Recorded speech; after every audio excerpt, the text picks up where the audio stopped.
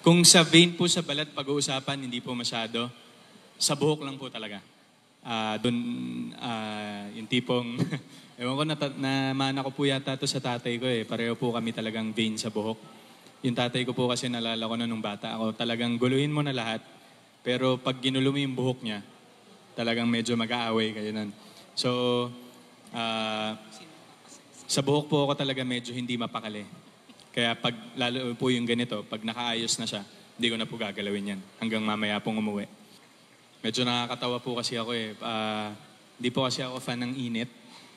So sometimes what I do, especially on summer days, very seldom, we go on trips abroad with family sa mga lugar kung saan winter. Makatakas man lang siya init ng Pilipinas. Pero kung hindi naman po, siyempre I see to it na kahit papano, nadadala ko rin sila sa beach.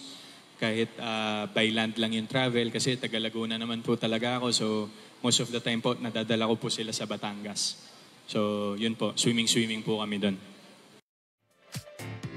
Guluhin na ang lahat, wag lang buhok. Parang ikaw, di ba, ayaw mo ginugulo Pero ang buhok mo? ako hindi ako ginugulo. Pero nagugulo din, di ba, pagka ano?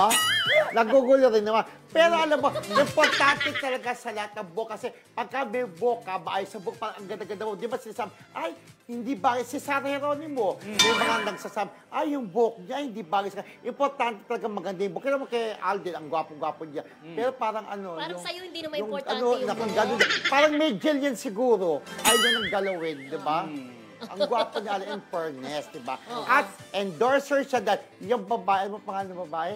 Ano, Si Glenda! Pero alam mo, nakakaloka Paborito si niya si skandalo Alden. kay Miss Glenda kasi yung dibdib niya doon sa video, naloka ko, lumilita. Skandalo ako. Diba?